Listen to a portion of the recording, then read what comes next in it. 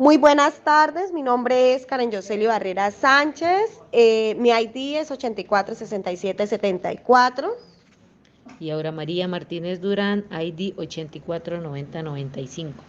El día de hoy vamos a hablar en un podcast de las políticas educativas que se han implementado en América Latina y el Caribe con respecto a las aplicadas en Colombia. El objetivo de nuestro trabajo es el analizar el impacto del neoliberalismo en los modelos educativos y estos países. Nuestra actividad nos permitirá promover la intencionalidad didácticas y la gestión del conocimiento en el trabajo en equipo. Exacto, entonces vamos a hablar precisamente con base en Colombia y el proceso de este neoliberalismo en la democratización autoritaria, porque es que en Colombia, como en otros países de la región, ese sistema neoliberal se ha profundizado en una crisis en cuanto al modelo democrático, básicamente porque es que la economía y la situación de lo que se presenta entre los derechos humanos junto a los autoritarismos nos ha caracterizado históricamente en un proceso democrático en cuanto a los países caribeños, ¿sí? Hemos expresado mediante la estigmatización, la inclusión de la eliminación de ideas políticas disidentes que se suman a las disputas del poder de diversos grupos armados en cuanto a los territorios, ¿sí? También es importante debido a que este tipo de extractivismos tenemos en cuenta que los cultivos de uso ilícito y las rentas ilegales que se han convertido también en entidades que hacen que este derecho sea de carácter básicamente autoritario para el control de la población y por encima y a pesar de todo del Estado. En definitiva, Colombia ha sido aquella demostración de un pasado marcado por la violencia política. No se soluciona, además esta violencia no se soluciona únicamente con la fórmula de crecimiento económico, mucho menos con la apertura de mercados y aún menos con la inversión extranjera o la libertad de empresas. Podemos agregar que las políticas del neoliberalismo, su estructuración y sus puestas en marcha han traído consecuencias grandemente negativas para el desarrollo de la sociedad contemporánea, en términos de equidad e identidad. Como tal, el debilitamiento del Estado y, por tanto, de las estructuras democráticas, la estigmatización, el rechazo a los discursos y las exigencias de los movimientos sociales. También el deterioro de las condiciones de trabajo y las estructuras de integración social. Es importante también y cabe resaltar que este modelo neoliberal es básicamente un proyecto ideológico, ¿sí? Que las pretensiones sean universales, de carácter hegemónico, donde las naciones más ricas están ubicándose en los intereses precisamente de estas economías nacionales con mayores necesidades. ¿Qué es lo que pasa? Pues la idea es captar los recursos que provee, sí, el Estado a través de una lógica que hacen ver que este punto de vista sea más económico que productivo. También es importante y cabe resaltar que la capacidad de la competencia se ve obligada a ceder frente a las pretensiones, ¿sí? Que dicen poseer estos tipos de capitales o de inversionistas. También podemos interactuar en el caso colombiano. Sabemos que el neoliberalismo ha traído serias consecuencias debido a que esta privatización del sistema que hace que la protección social sea el sofisma, ¿sí? De distracción entre la corrupción que hace el Estado. Los privados, que son los que administran, entre comillas, los mejores servicios públicos, las cuales han quedado de entredicho que esta calidad simplemente es prestar el servicio a la salud, a pesar de que las altas tasas que se demuestren en un nuevo gobierno no son las más convincentes. Es también importante sobresalir de que las condiciones precarias para lograr una pensión digna en el tema de los fondos, también hay que ver eso. Es importante porque ellos lo que ganan es, o lo que ganamos es un salario mínimo y no tenemos de verdad una calidad o una dichosa historia laboral, que es lo que son factores para que sea precisamente precario, para que no tengamos y no dejemos de ser tercerizados. No dejando atrás todos aquellos factores eh, que son precarizaciones de las condiciones de trabajo con la tercerización. nos lleva más allá de aquellos intentos de privatización de educación pública, también del detrimento de las condiciones del medio ambiente, el producto del extractivismo, a causa de las concesiones minerales y energéticas a empresas multinacionales en buena parte del territorio nacional.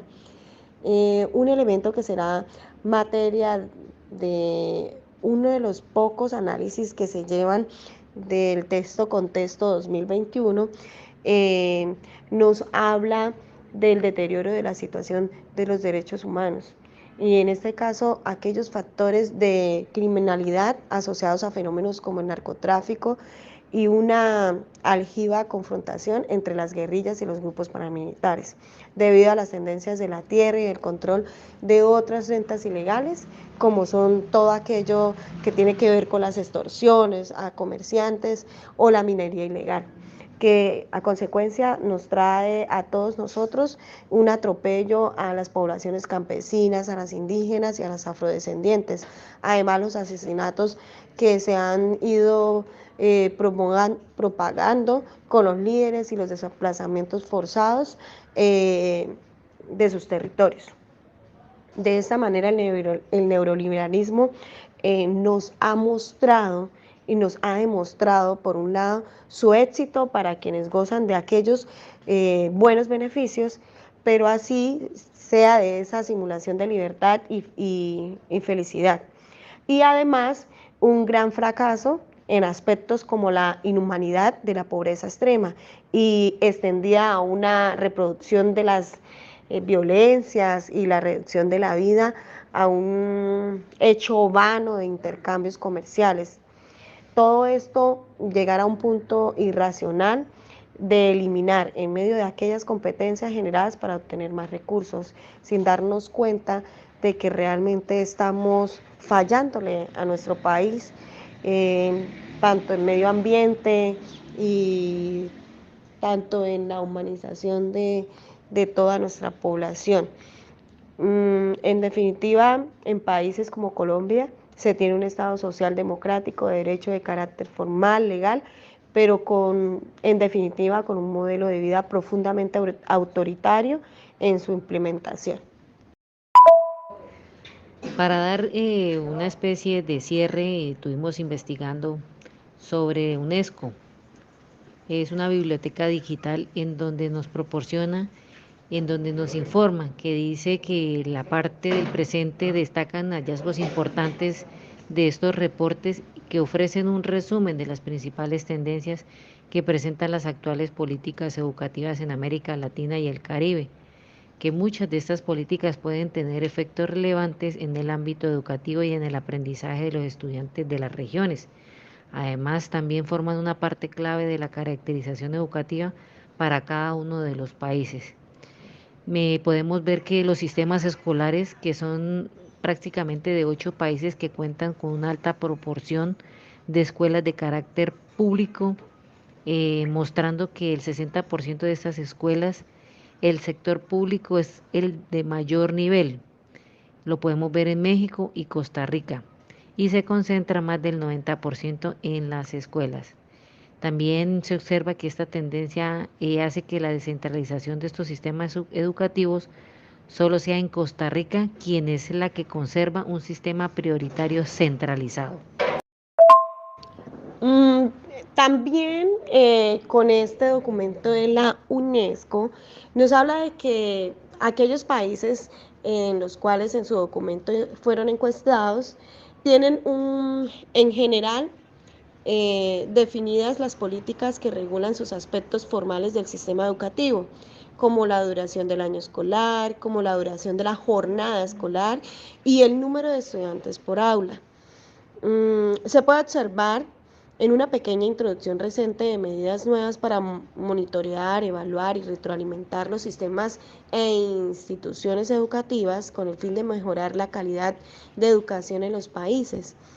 Se dice que estas medidas de accountability incluyen la implementación de estándares de aprendizaje, el uso de exámenes estandarizados para informar autoridades de escuelas y orientar la toma de decisiones, la incorporación de evaluaciones docentes y hasta la expansión de consejos escolares.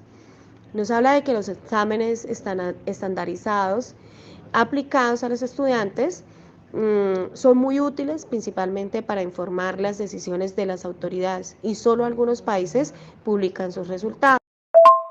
De todo esto es muy importante y lo que hemos podido hacer en este podcast es básicamente que hay una tendencia hacia la instalación de nuevos programas compensatorios, que es lo que busca apoyar a los estudiantes, en exclusivo los más vulnerables, ¿sí? En particular, cabe destacar la expansión de los programas de transferencias monetarias a familias de bajos niveles socioeconómicos, hablando también de este tema, que es muy importante. Ser condicionadas para estos niños, para que ellos puedan asistir a escuelas, para que tengan un mejor control médico, que tengan una salud mejor, para que ellos puedan tener una vida, una calidad educativa mucho mejor. Básicamente dentro de Colombia, Costa Rica, Guatemala, Perú, Paraguay, República Dominicana, se reportan que estas políticas estables sean condicionadas desde el año 2002.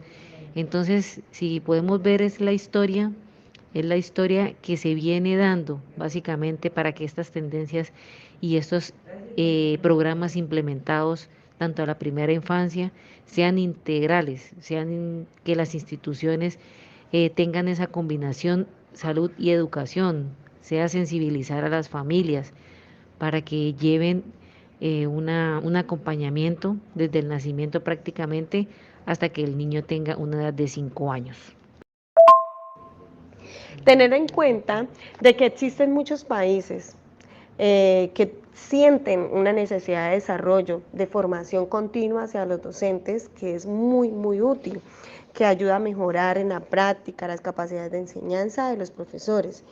Y de igual manera, se dice que es necesario que dicha formación ocurra con más frecuencia y se pueda conocer su efectividad para entregar una excelente educación y una formación que no sea para el momento, sino para la vida.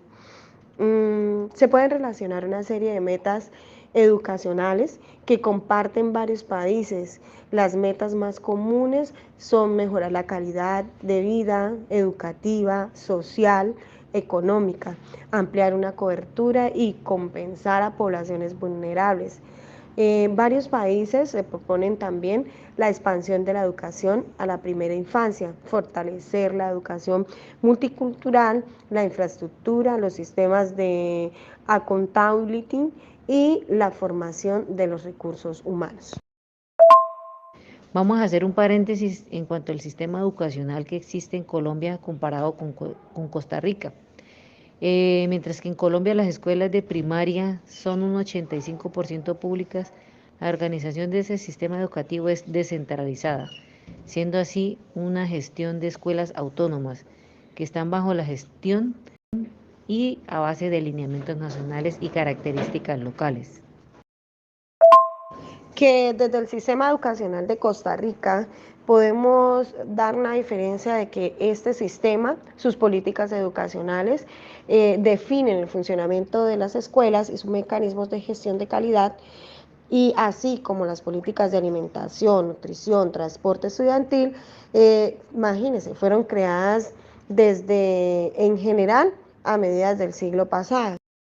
Las políticas educativas del país tenemos en cuenta estandarizados los exámenes con la prueba Saber. Básicamente están dictaminadas desde 1991 y que se han venido expandiendo, y actualmente la idea de estas pruebas es que se aplican cada año, se utilizan para promover de grado, para mejorar prácticas educativas y aparte de eso generar rankings dentro de las instituciones educativas. Pero el sistema educativo de Costa Rica, a diferencia de esto, destaca como políticas compensatorias la dotación de becas desde el Fondo Nacional de Becas desde 1997. Además, sus políticas de universalización de la educación preescolar, que inicia desde 1997, y el programa de transferencias condicionadas Avancemos desde el 2006, que son grandes ventajas productivas para los estudiantes. Podemos ver también que en Colombia se destacan formas, ¿no? Modalidades para formarse, valga la redundancia. Podemos encontrar las escuelas normales superiores, las universidades, que si bien son profesiones de otras áreas, que pueden cursar programas de pedagogía que les sirve para ejercer como docentes y que a su vez este tipo de contrataciones están supeditadas a periodos mínimos de pruebas, por lo general son 3, 4 meses, y luego el rector determina si contrata o no.